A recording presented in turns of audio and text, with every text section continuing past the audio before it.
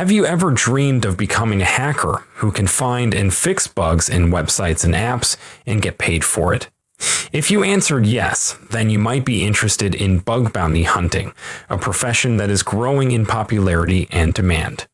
But what is bug bounty hunting, and how can you start your journey? Bug bounty hunting is a form of ethical hacking, where you search for vulnerabilities in websites and apps and report them to the owners or developers in exchange for a reward. The reward can vary depending on the severity of the bug, and sometimes it can reach millions of dollars.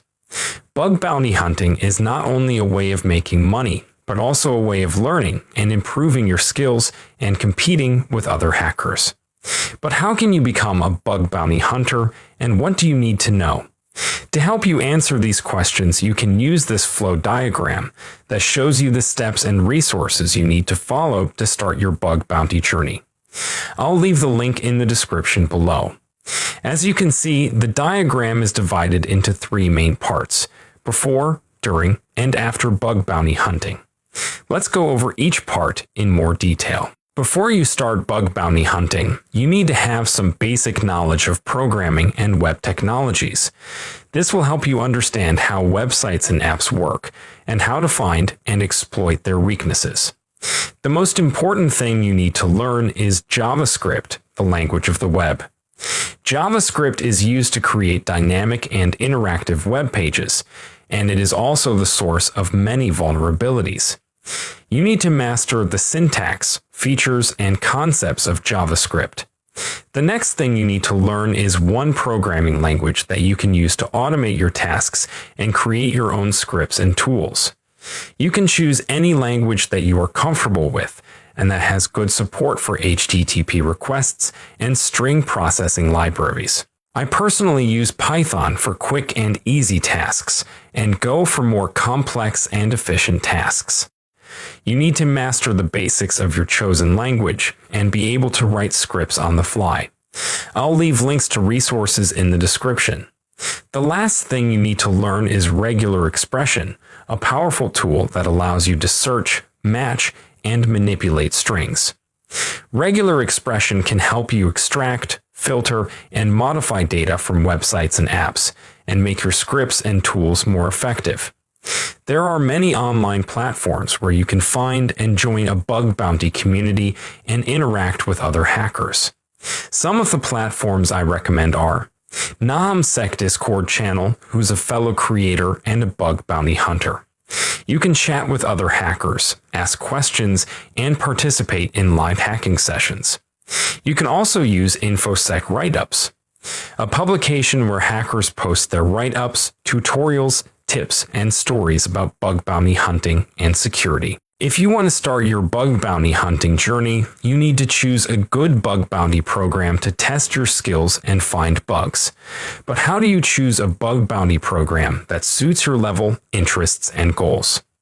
There are many factors to consider when choosing a bug bounty program, such as the scope, the rewards, the rules, and the responsiveness of the program.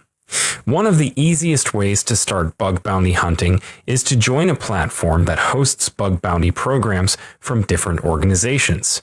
Some of the most popular platforms are Bugcrowd, a platform that connects hackers with companies that want to test their security.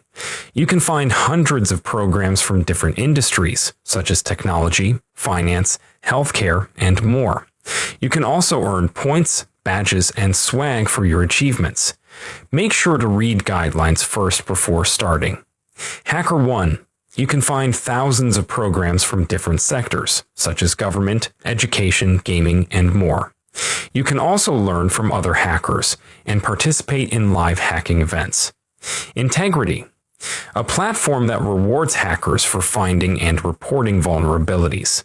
You can find dozens of programs from different domains, such as e-commerce, media, travel, and more. You can also join the community and get access to exclusive content and opportunities. Make sure to read guidelines first before starting. These platforms are free to join, and you can start hacking right away. Website bug bounty programs are hosted by the websites themselves and not by a platform. For example, Google has its own bug bounty program, called Google VRP, where you can find and report bugs in Google products and services. If you are a beginner and you want to get your first bug, you need to choose a bug bounty program that has a good attack surface and a lot of low-hanging fruits.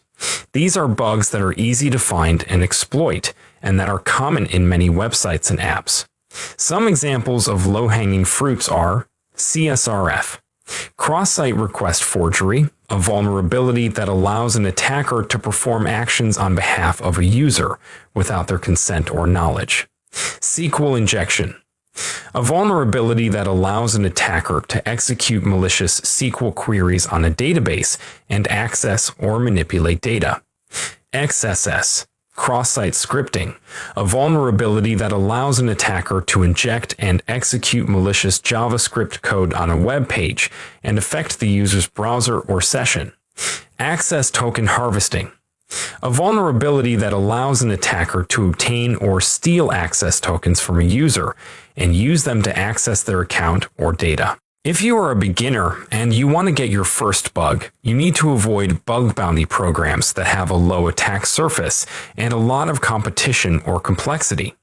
These are programs that are hard to find and exploit bugs, and that require a lot of skills and knowledge.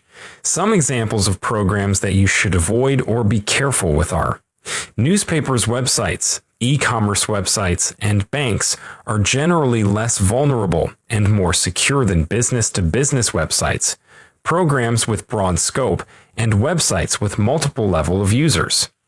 Blockchain websites, mobile applications, desktop applications, and IoT devices are more challenging and require more specialized skills and knowledge than normal websites. The last thing you need to do is to know when to drop a program and move on to another one.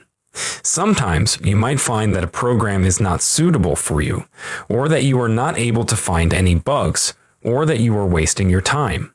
You need to have a sweet point on when to drop a program and not get stuck or frustrated. Some of the reasons to drop a program are: during information gathering phase, you found that the website uses a very different functionality that you are not comfortable with, such as GraphQL API, but you are more comfortable with REST API.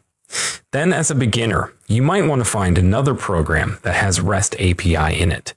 When after trying for 3 to 4 weeks, you are not able to find anything interesting, you might want to move on to another program.